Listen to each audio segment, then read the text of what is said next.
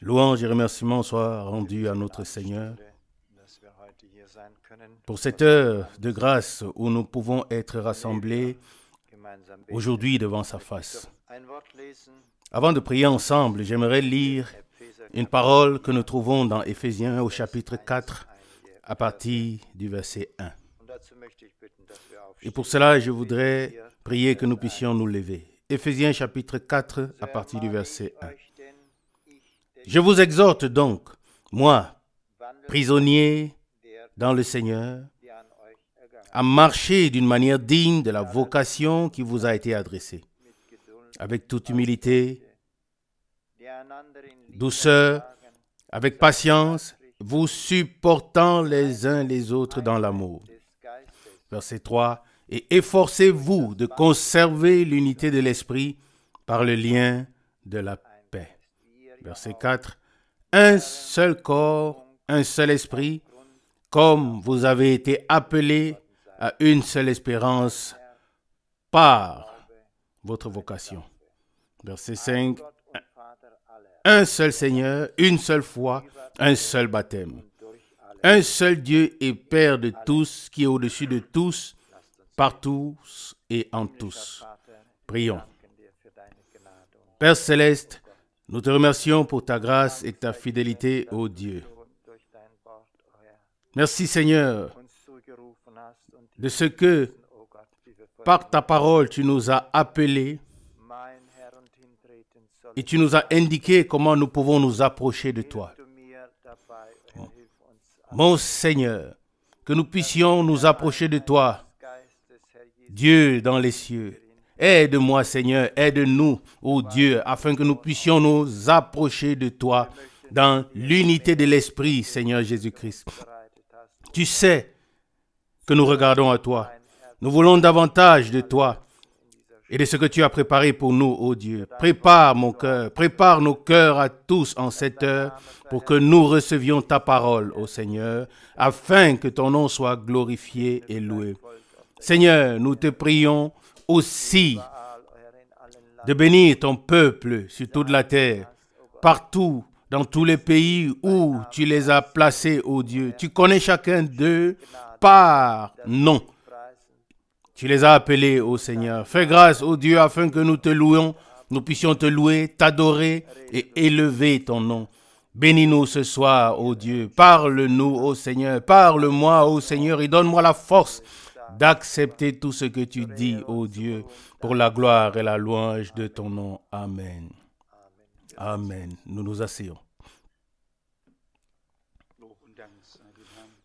Louange et remerciements soient rendus au Seigneur pour le privilège de pouvoir être à nouveau ici. Dans nos cœurs, nous avons le désir de servir Dieu, lui rester fidèle parce qu'il nous est fidèle et nous voulons être à sa disposition autant que possible.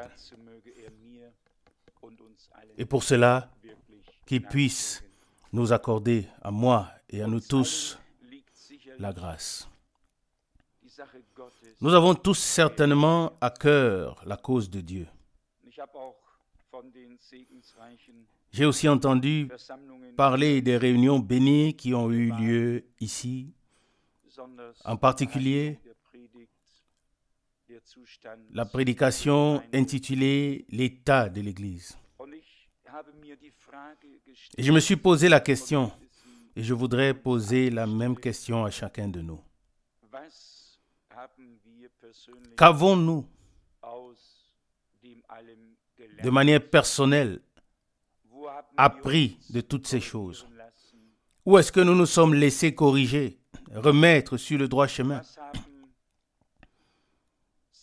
Qu'est-ce que de telles prédications ont apporté? Elles sont certainement aujourd'hui aussi actuelles qu'elles l'étaient il y a 20 ans. Tout comme la parole de Dieu est aujourd'hui aussi actuelle qu'elle l'était il y a 2000 ans ou 4000 ans.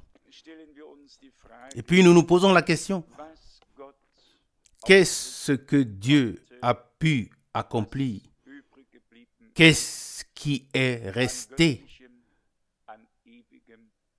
de ce qui est divin, éternel, de ce qui vient de lui, de ce qui mène à lui et qui demeure éternellement.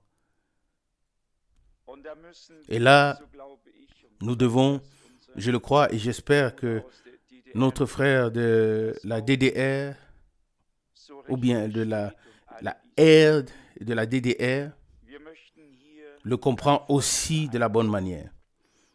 Nous ne voulons pas être une association pieuse, mais nous voulons que Dieu arrive à ce qui lui revient de droit.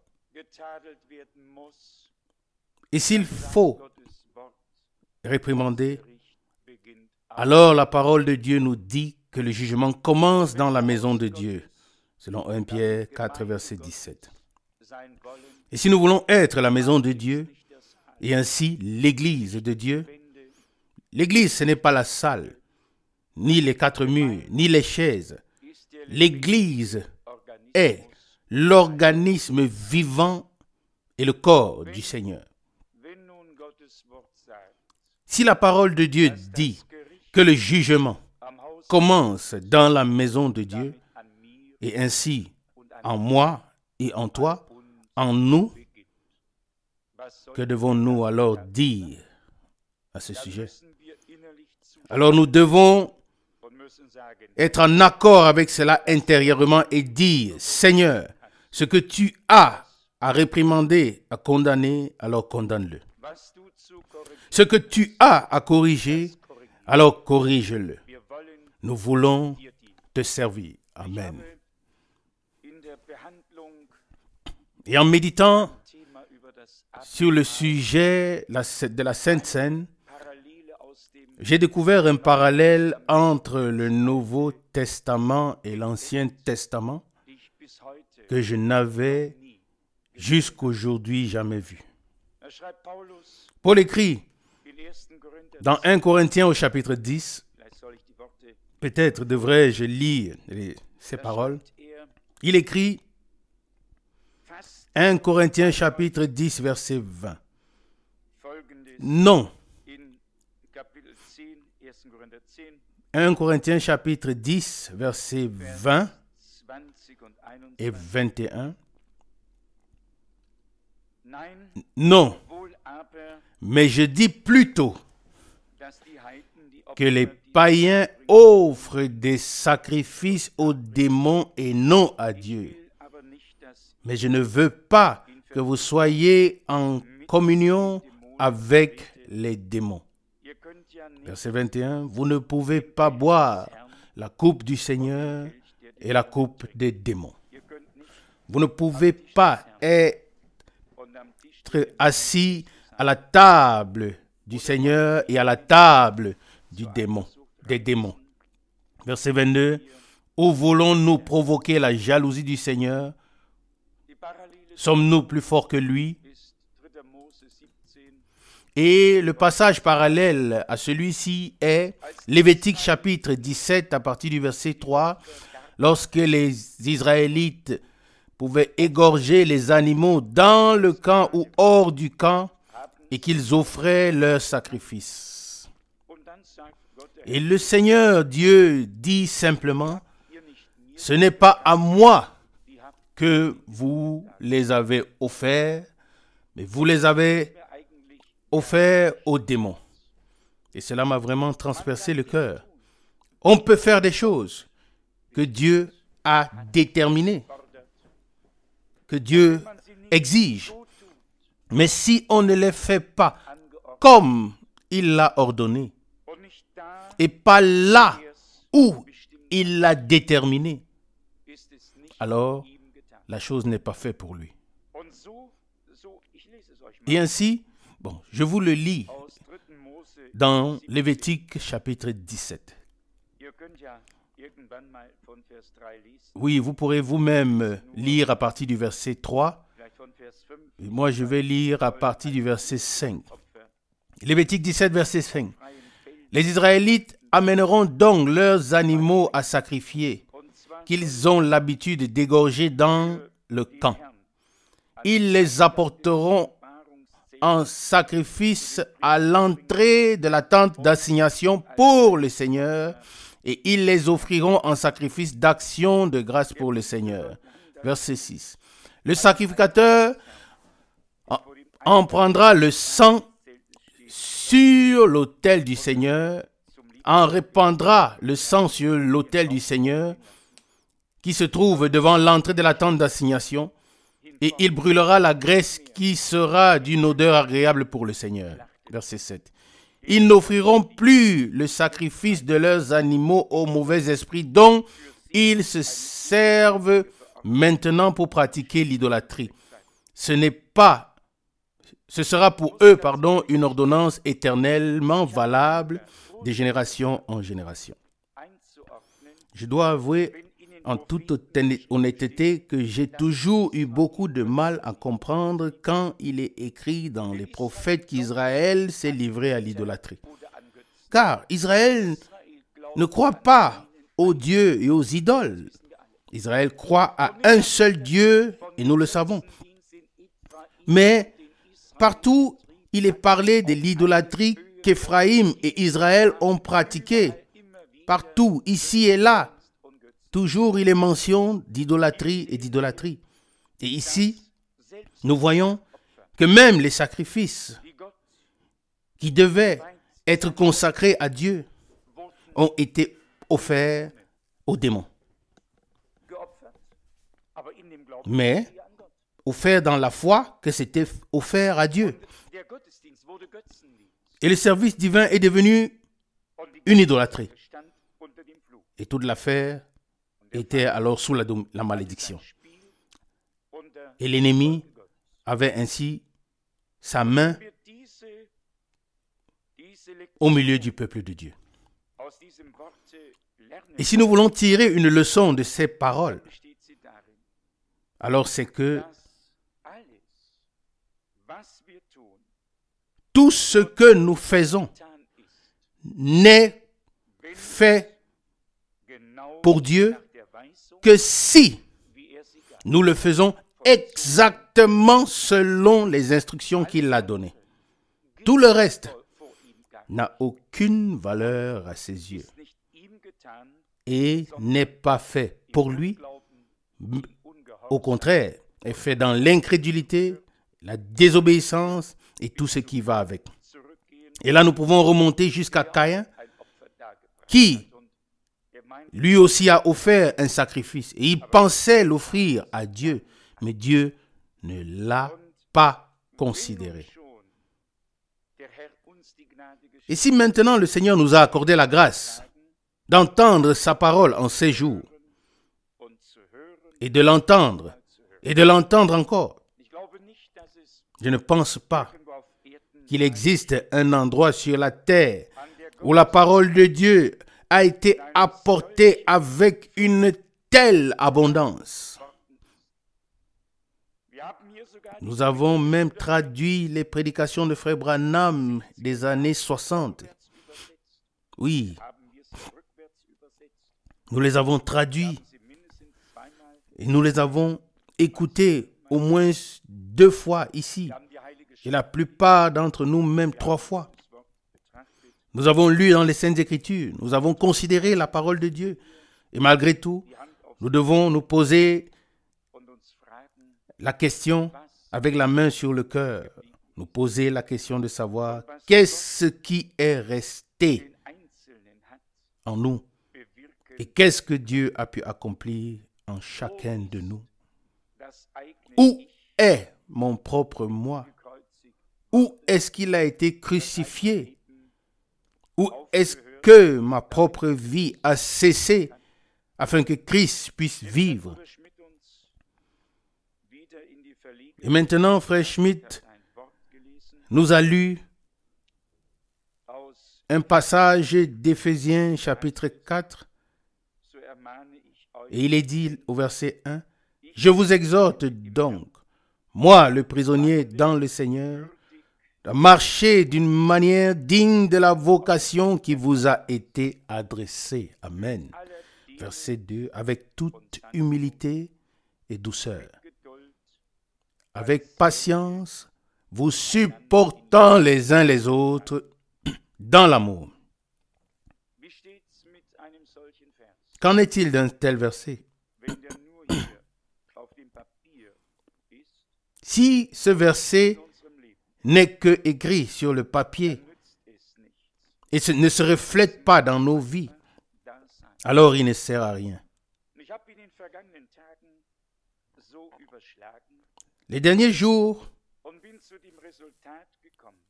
j'y ai réfléchi et je suis arrivé à la conclusion qu'une personne qui est de Dieu aimera tous ceux qui sont engendrés et nés de Dieu. C'est ce que disent les Écritures et c'est ainsi que ça doit être. Et si ce n'est pas le cas, alors quelque chose ne va pas. Lorsque le Seigneur a dit, je mettrai l'inimitié. L'inimitié n'était pas entre la semence divine et la semence divine. Mais l'inimitié était entre deux lignées différentes, comme nous pouvons le voir le long de toutes les Écritures. Ce qui vient de Dieu conduit ou ramène à Dieu, nous lie à lui et les uns avec les autres. Il se peut même que, si nous continuons à lire ici, il est dit au verset 3, « Et efforcez-vous de conserver l'unité de l'esprit par le lien de la paix. » Amen. Nous reconnaissons que nous avons trouvé la paix avec Dieu par notre Seigneur Jésus-Christ. Et si cette paix de Dieu est devenue une réalité en nous, alors nous sommes des enfants de paix. Amen. Et j'ai lu un passage à ce sujet tout à l'heure. Passage où Paul parle même des personnes qui ont suivi un chemin ou marché sur un chemin ensemble et puis se sont séparés. Et il est dit aussi, Dieu nous a appelés à la paix. 1 Corinthiens 7, verset 15. Si la partie non croyante veut absolument se séparer, alors qu'elle se sépare. Dans de tels cas, le frère ou la sœur n'est pas lié. Au contraire, Dieu nous a appelés à une vie en paix. Amen. 1 Corinthiens 7, verset 15. Là où Dieu est, la paix de Dieu doit y être.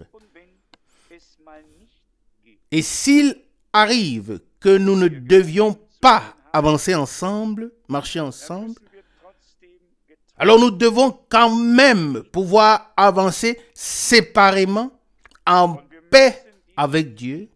Et nous devons conserver cette paix dans nos cœurs, cette paix qui surpasse toute intelligence humaine. L'intelligence argumentera, elle saura et aura beaucoup de choses à dire, mais la paix de Dieu, lorsqu'elle règne dans nos cœurs et dans nos pensées et notre esprit, alors la bénédiction devra se répandre. Il ne peut pas en être autrement. Tout ce que le Seigneur nous a donné doit se révéler, se manifester. Il ne peut pas en être autrement. Et si nous nous soumettons au jugement de Dieu, je n'ai pas pu m'empêcher de penser que même nous, les croyants, nous pouvons parfois nous tromper et commettre des erreurs, des fautes. Et j'ai pensé à un exemple de l'Ancien Testament. J'ai pensé à Jonas. Jonas a été véritablement désobéissant. Et à cause de lui, la tempête s'est abattue sur le bateau dans lequel il était. Jonas chapitre 1, verset 4. Et il s'était endormi comme si cela ne l'intéressait pas du tout. Et un des marins le réveille et lui dit, « Toi aussi, crie vers ton Dieu, peut-être qu'il nous entendra. » Verset 6, Jonas 1. Et puis, Jonas s'est donné la peine et a prié. Et les hommes se sont réunis, ont tiré au sort pour savoir qui était le coupable. Et voilà que le sort tombe sur Jonas. Il lève alors les mains et se soumet au jugement. Et il dit même, « Je suis un adorateur du Dieu vivant. » Oui. Et puis il dit, « Maintenant, prenez-moi et jetez-moi dans la mer. » Terminé. Il était prêt. Il savait que c'était le chemin que j'avais choisi, pas le chemin sur lequel Dieu m'avait envoyé. Il m'avait envoyé à Ninive et moi je suis maintenant sur le chemin vers Tarsis. Et c'est à ce moment que tout a basculé. Et je me suis moi-même posé la question suivante. Si nous avions aujourd'hui la possibilité de savoir pourquoi les tempêtes s'abattent, pourquoi les vagues nous submergent, pourquoi l'ennemi peut exercer son pouvoir, alors je crois que nous allons tous avouer. Et nous devrions dire, afin que cela ne se reproduise pas. Combien étaient dans le bateau avec Jonas? Ils étaient nombreux. Mais à Ninive, il y avait 120 000 personnes. Et Jonas, comme je l'ai dit, n'était pas à la hauteur de la tâche à ses yeux. Mais ce que je veux dire, c'est ceci. Même si quelqu'un est coupable et qu'on l'attrape et qu'on le jette dans la mer, si c'est un enfant de Dieu, Dieu, même dans le jugement, se souviendra de sa grâce et ne laissera pas un homme couler et se noyer, mais viendra à son secours. Amen. Ça nous enseigne. Ça, c'est ce que les Saintes Écritures nous enseignent. Dieu ne peut pas abandonner les siens, même s'ils font des choses qui ne sont pas justes devant lui. Les siens ont, malgré tout, la possibilité de s'approcher de lui. Et vous savez, Jonas a crié au Seigneur à ce moment. Verset 14 de Jonas 1. Car les choses allaient vraiment mal jusqu'au fond de la mer. Mais aujourd'hui, nous sommes ici. Aujourd'hui, nous devons nous demander comment Dieu me voit. Qu'est-ce que Dieu veut faire? Nous avons reçu l'enseignement de la parole de Dieu dans une telle mesure que nous devrions tous être une bénédiction pour les autres. Vraiment une bénédiction pour les autres. Et si nous le considérons de la bonne manière, il peut même nous arriver de ne pas être une bénédiction pour les autres. Il peut même nous arriver de devenir comme une malédiction entre nous, sans considérer le fait que nous devons être une bénédiction pour un monde dans lequel Dieu nous a placés. Et dans ce cas, nous devons être honnêtes et demander au Seigneur de nous éclairer, vraiment de nous éclairer. Et c'était en Autriche, dans tous les cas, quelque part dans une conversation, et là, il y a quelqu'un qui a mentionné l'état que l'on voit très vite chez les autres. C'était écrit quelque part sur une feuille, je le crois. il était écrit que quiconque voit une écharde chez quelqu'un d'autre a lui-même une poutre dans son œil. Il ne peut pas être autrement. Mais si nous nous voyons tels que Dieu nous voit, c'est-à-dire à travers Christ, à travers la rédemption, à travers le pardon, à travers la grâce, dans le plein salut que Dieu nous a accordé, alors nous ne nous tenons plus du tout rigueur les uns les autres comme Dieu l'a fait pour nous. Alors nous savons que la grâce de Dieu est suffisante, même pour les folies que nous pouvons commettre en tant que des hommes. Folies qui nous empêchent de progresser dans la foi avec Dieu et nous empêchent de progresser nous-mêmes et d'aider les autres. Et quand le Seigneur dit que les enfants de ce monde sont plus sages que les enfants du royaume, on pourrait dire, oui, quelques amen à cela. Parmi les non-croyants, il n'y a vraiment pas autant de folie que parmi les croyants. Il n'y a pas autant de manque de respect. Il n'y a pas de cas parmi les non-croyants qui puissent être comparables à l'état de détresse qui règne parmi les croyants. Et cela ne s'explique que par le fait que l'ennemi est impliqué d'une manière ou d'une autre. Moi, j'ai à croire ce que la parole de Dieu dit, à savoir que le royaume de Dieu n'est pas seulement le manger et le boire, mais la paix et la joie dans le Saint-Esprit. Selon Romains 14, verset 17. Je voudrais revivre le royaume de Dieu avec tout ce qui en fait partie. Amen. Et je crois que depuis l'époque de Jean-Baptiste, le royaume de Dieu est pour les violents. Et les violents y entrent. Et quand ils y entrent, alors ils sont dedans. Comme je l'ai dit le mercredi dernier, si le royaume de Dieu est en nous, alors nous sommes aussi dans le royaume de Dieu. Si la vérité est en nous, alors nous sommes aussi dans la vérité. C'est toujours une expérience de réciprocité avec Dieu.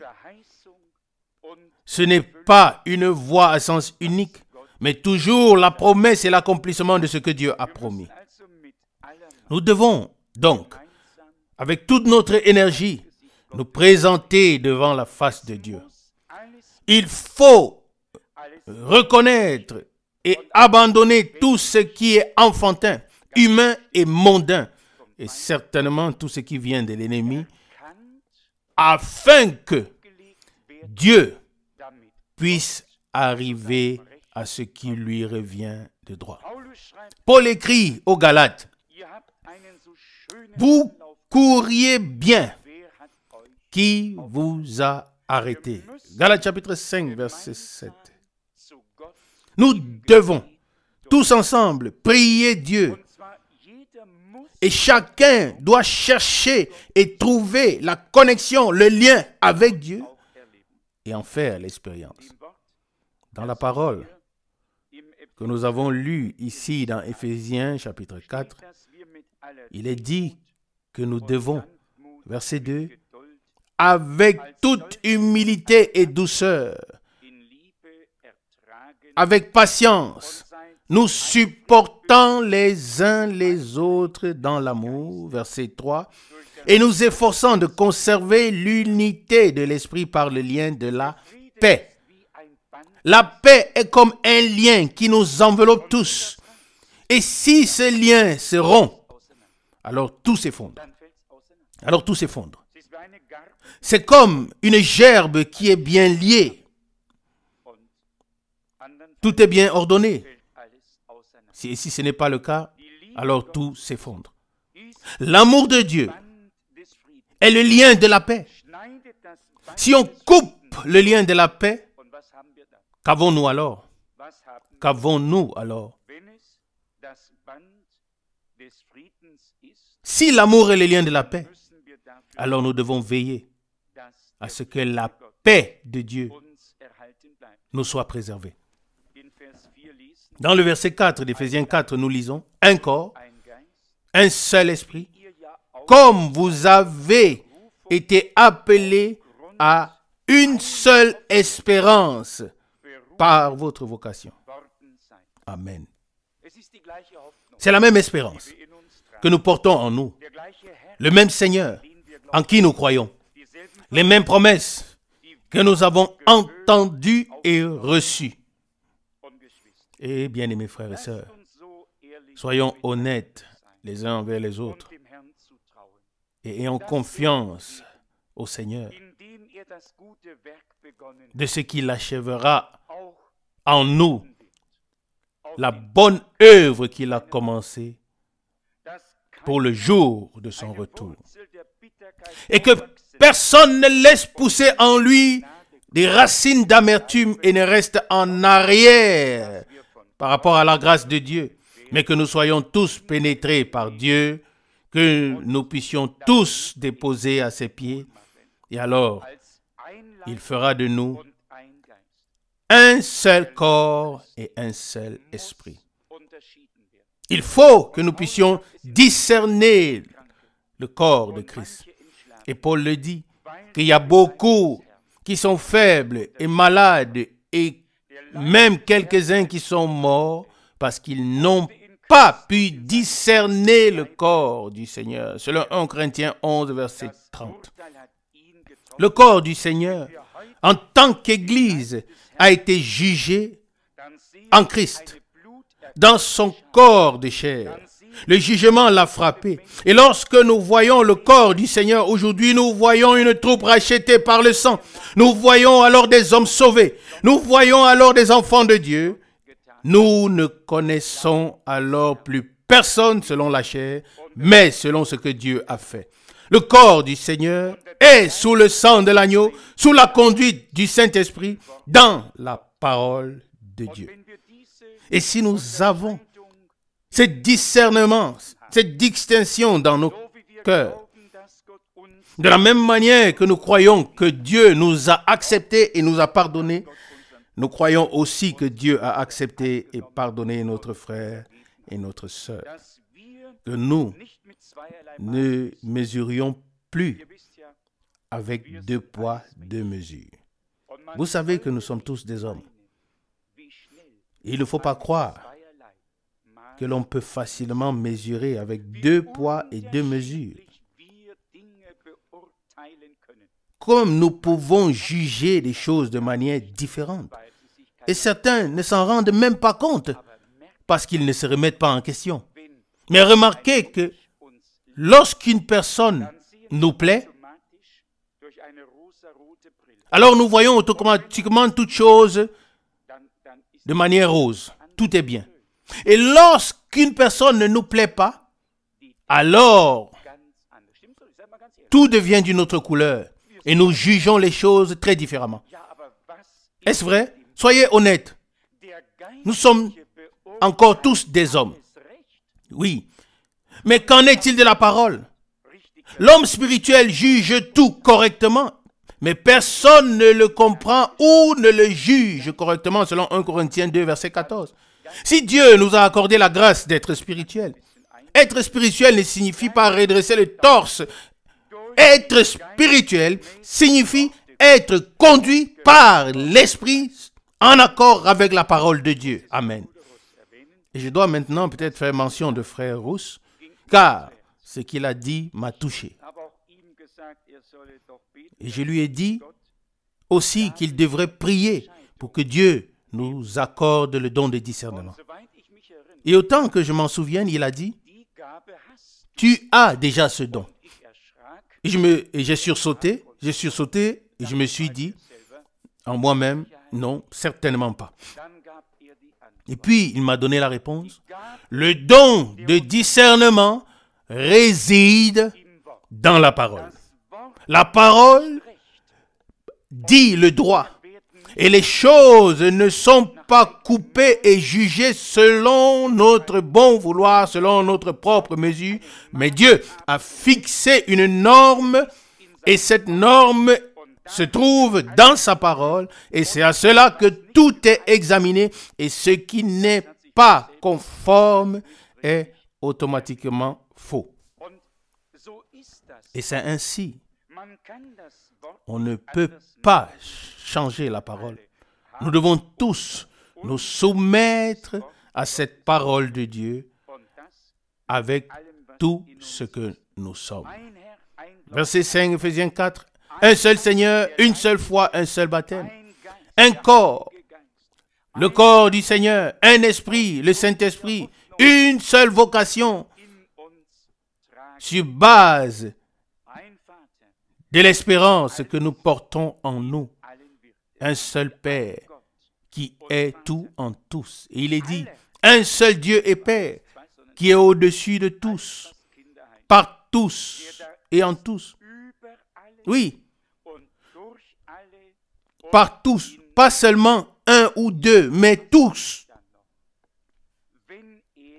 Tout ce qui signifie enfant. Verset 6. Qui est au-dessus de tous, par tous et en tous. Oui, que manque-t-il encore? S'il est le même Dieu, notre Père à tous, le Père de tous, et s'il est encore au-dessus de nous tous, et qu'il peut encore se révéler à travers de nous tous, qu'est-ce qui manque encore? Ma question est la suivante. Dieu a-t-il déjà pu faire des choses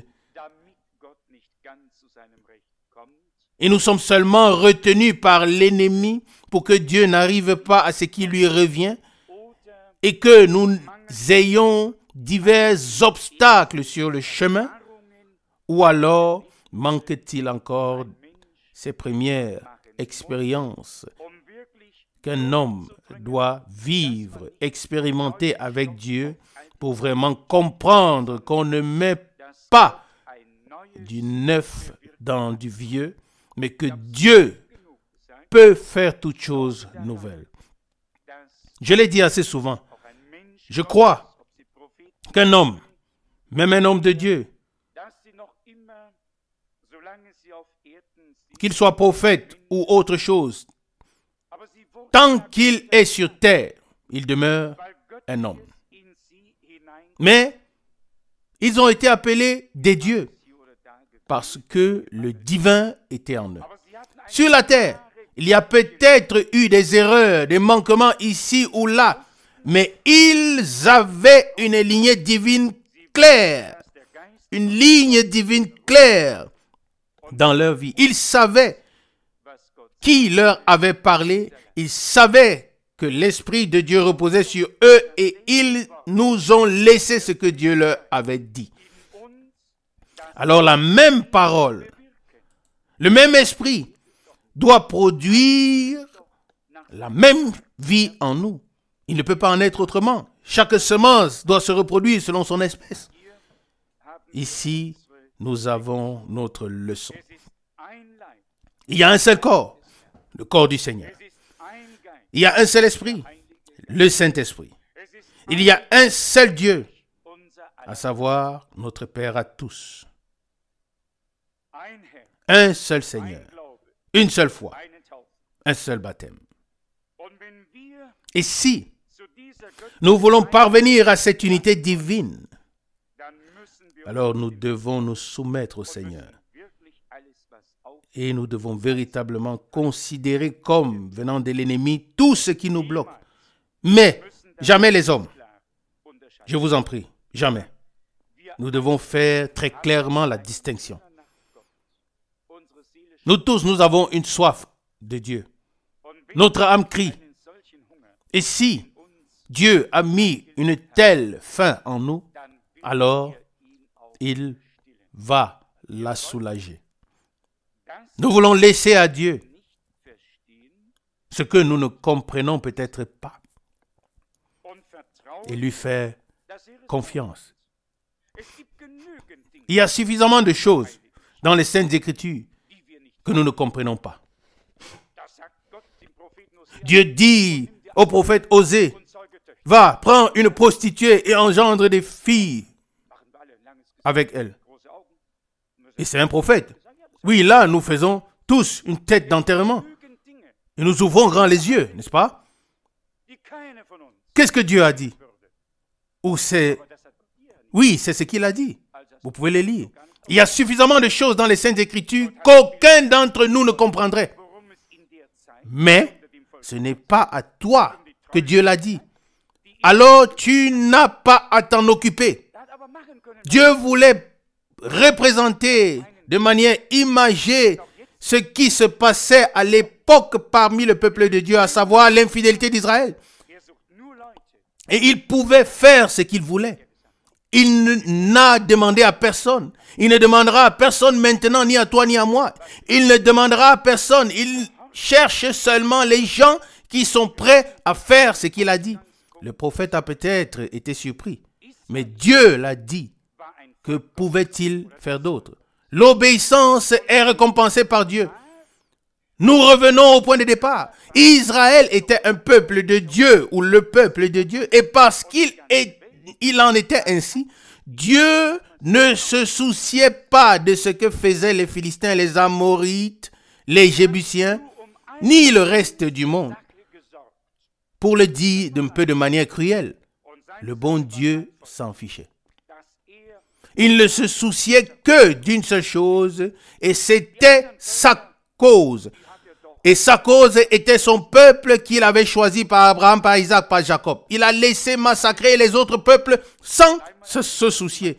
Il l'a dit lui-même. Et une fois quand cela n'a pas été fait, à l'époque de Saoul, quand on pouvait encore entendre le béglement des vaches, Dieu n'était pas content.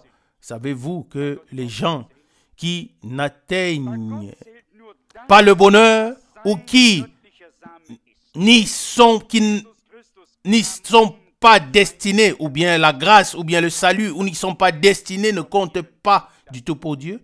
Pour Dieu, seul compte ce qui est sa semence divine. Seulement sa semence divine compte. Et Jésus est venu pour acheter les siens. Toutes les Écritures continuent et tous les autres, continuent leur chemin. Et ce que je voulais en fait dire, c'est ceci. Si nous avons été trouvés dignes en ces jours d'entendre la parole de Dieu, et si un enseignement est tombé sur nous comme la pluie, et si nous avons trouvé notre orientation, alors efforçons-nous de vraiment tout faire selon la parole de Dieu afin que le service divin puisse redevenir le service divin et que chaque chose qui se passe puisse plaire à Dieu afin qu'il puisse bénir. Imaginez-vous qu'il y a un peuple de Dieu, le peuple d'Israël, et il y a de nombreux sacrifices. Et le Seigneur dit, il regarde et dit, les sacrifices que vous m'avez offerts ne m'ont pas du tout été présentés. Vous les avez offerts aux païens et aux démons. Les sacrifices que vous devez m'offrir, apportez-les à l'entrée de la tente d'assignation. C'est-à-dire à l'endroit où Dieu est entré en contact, a rencontré son peuple et a établi la communion, l'alliance. Pas n'importe où. Ici et là. Rappelez-vous la prédication, le seul lieu d'adoration de Dieu. Là où Dieu détermine le lieu, le moment, le nom et la manière dont les choses doivent être faites. C'est là qu'il rassemble son peuple. C'est là qu'il donne ses instructions. Et c'est là qu'il faut faire ce qu'il a ordonné. Non pas que chacun aille à l'arbitraire dans son champ et que chacun apporte son offrande comme il le veut. Et ensuite, le Seigneur dit, dans Lévitique 17, verset 7, « Vous ne m'avez pas servi, vous avez pratiqué l'idolâtrie. » Je ne sais pas comment ces choses se sont passées, mais ce qui ne se fait pas selon la volonté de Dieu n'est pas fait pour Dieu, et c'est pourquoi c'est l'idolâtrie. Et nous devons, avec toute la force qui est en nous, Nous devons trouver le chemin qui mène vers Dieu et Dieu doit pouvoir nous saisir. Et j'ai dit au Seigneur, si nous ne sommes pas en mesure de trouver le chemin qui mène vers toi, alors que toi, tu trouves le chemin qui mène vers nous afin que cette rencontre vivante puisse avoir lieu. Et si nous pouvons saisir tout cela si profondément et si intimement, de sorte que nous disions, Seigneur, nous sommes ton peuple, nous avons fait beaucoup de choses selon notre propre volonté. Alors nous pourrions aller dans Samuel où il est écrit que la volonté propre est comme l'idolâtrie et la désobéissance comme la sorcellerie. 1 Samuel chapitre 15, verset 23. Qu'est-ce que c'était? La volonté propre du peuple d'Israël était comme l'idolâtrie. Alors qu'en est-il de ta propre volonté? Qu'en est-il de ma propre volonté?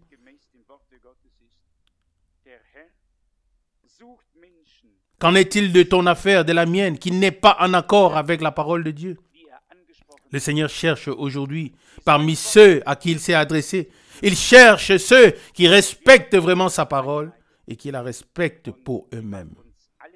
Et nous avons tous une tendance qui est peut-être innée chez nous tous, mais seulement par la naissance naturelle. Nous avons une tendance à vouloir juger les autres, mais jamais nous-mêmes. Que Dieu nous fasse vraiment grâce. Quand la pensée sur Jonas m'est venue à l'esprit, je me suis dit, Seigneur, est-ce que je fais ce que tu as dit? Est-ce que je le fais correctement? Est-ce que je le fais selon ta parole? Il ne s'agit pas seulement de faire quelque chose.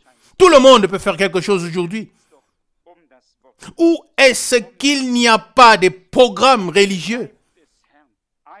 Et plus on fait des choses, mieux ça semble être. Mais ici, il s'agit de la parole de Dieu, du peuple de Dieu, du corps du Seigneur. Un corps, le même corps du Seigneur. Une église, l'église de Dieu. Une vérité, sa parole. Un Dieu et Père de tous, pour tous, par tous et avec tous. Que nous manque-t-il alors? Si nous nous soumettons les uns les autres comme il convient à Dieu, et si nous disons au Seigneur dans la prière les choses que nous voudrions voir changer, qui peut diriger les cœurs? Toi et moi? Non. Nous ne sommes même pas capables de bien connaître nos propres cœurs. Nos propres cœurs nous trompent. Mais il y a un seul qui sonde et examine les cœurs et les reins et qui sait exactement ce qui se passe en nous. Il ne condamne pas, il ne rejette pas, mais il veut que nous acceptions la correction. Il veut que nous comprenions une fois pour toutes que Dieu, et je le dis maintenant de cette manière, il veut que chacun puisse suivre sa propre voie, mais pas son peuple. Il a racheté son peuple à un grand prix. Et son peuple est trop précieux pour lui pour qu'il le laisse suivre sa propre voie en regardant simplement ce que nous faisons, comme si cela lui était agréable. Tout doit être fait selon sa parole. Et ça, c'est le fil rouge qui doit, ou bien que nous pouvons voir dans toutes les Saintes Écritures. Que Dieu nous accorde, à moi et à chacun d'entre nous, véritablement la grâce de nous tourner vers lui de tout notre cœur et de lui dire, Seigneur, nous sommes arrivés à la dernière étape de l'histoire du salut. Tu nous as jugés dignes d'entendre ta parole. Tu nous as accordé la grâce d'accepter toutes les corrections de l'enseignement. Alors soyons maintenant prêts à accepter les corrections nécessaires même dans nos vies personnelles. Et je vous le dis, Dieu a toujours de bonnes intentions pour nous. Même s'il nous met à genoux, il a de bonnes intentions pour nous. Nous, en tant que des parents humains, nous éprouvons parfois de la pitié. Aujourd'hui, nous sommes désolés de ne pas avoir toujours fait ce qui devait être juste ou bien ce qui était juste. Mais Dieu est un véritable Père et il sait exactement comment et ce qui doit être fait. Nous voulons le remercier et nous voulons le prier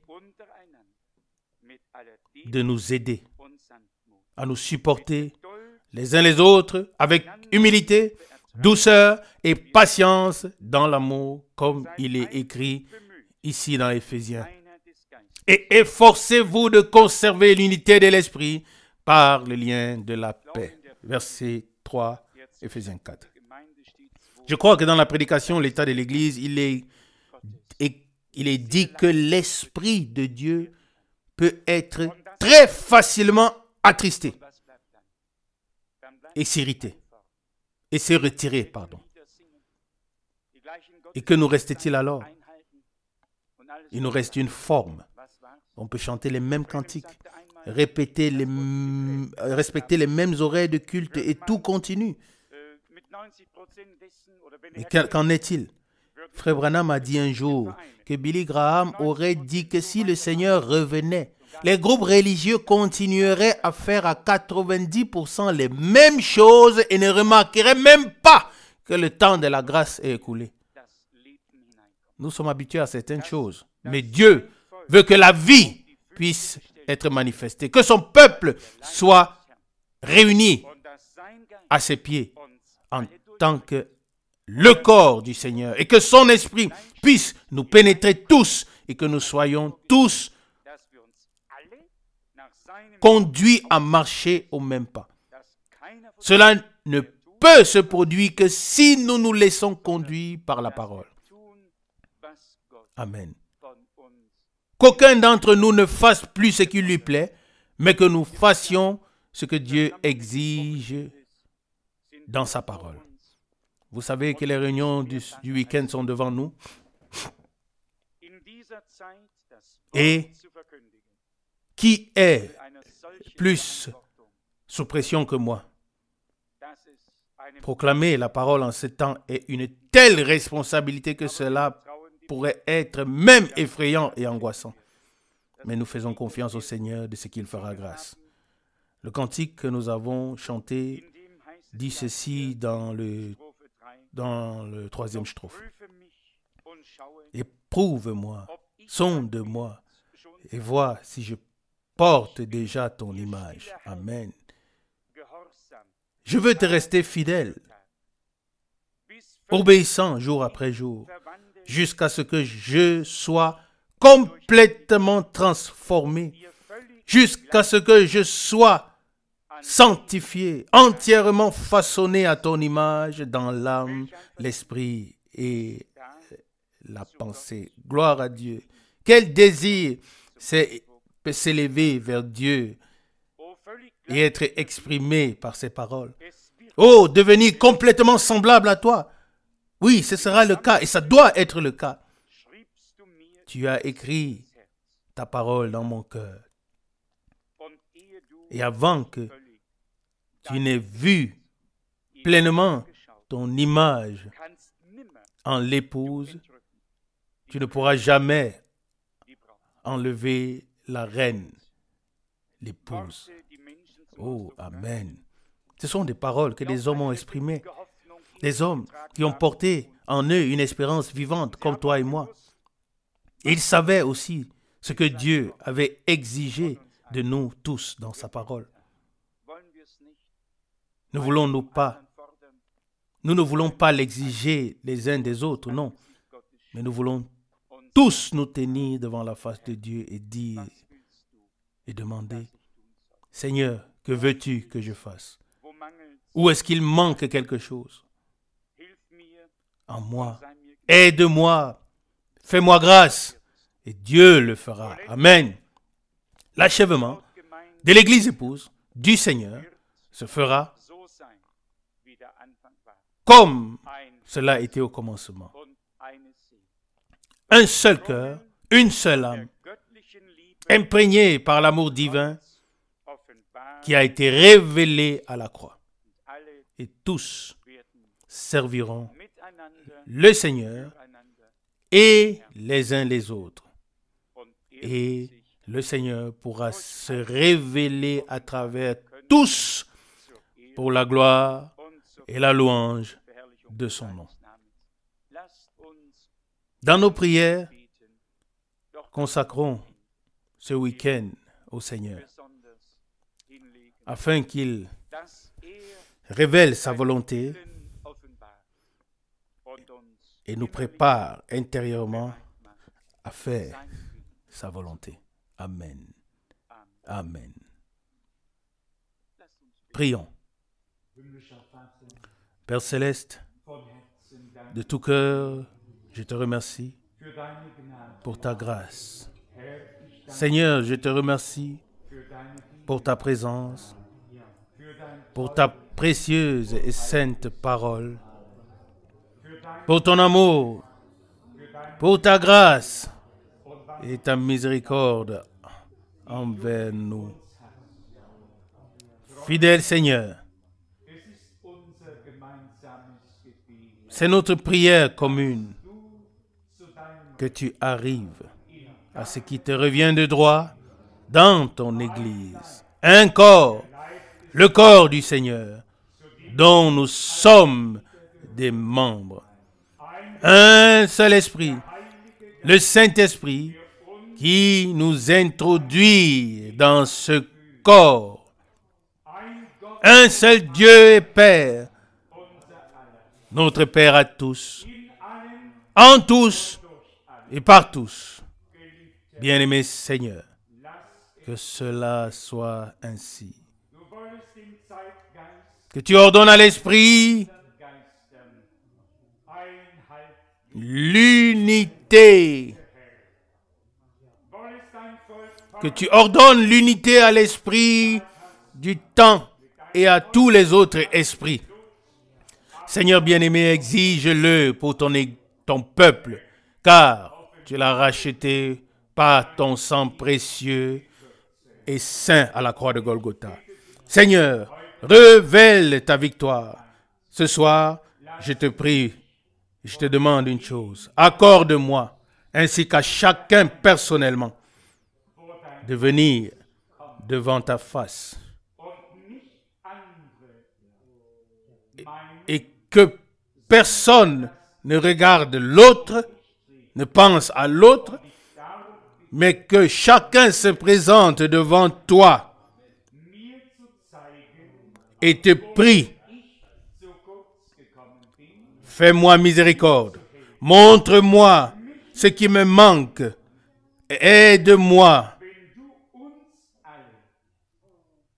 Seigneur, si tu pouvais nous donner à chacun d'entre nous cette attitude, et si nous pouvions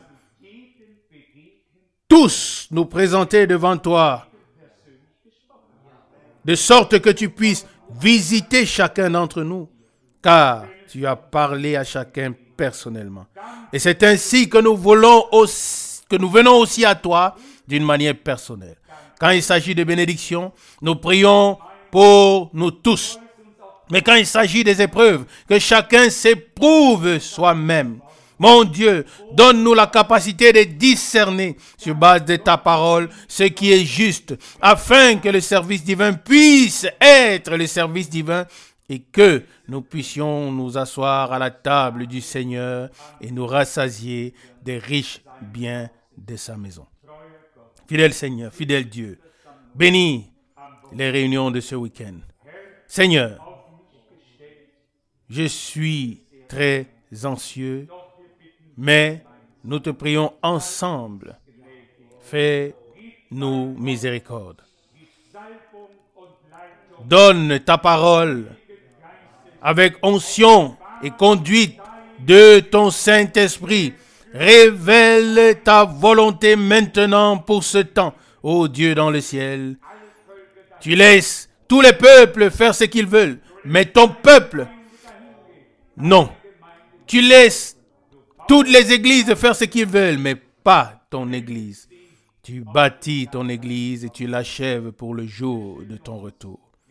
Nous nous plaçons ensemble sous ton précieux et saint sang. Et nous voulons toujours discerner ta souffrance. Bien-aimé Seigneur, fais-nous grâce au nom de Jésus. Amen. Amen.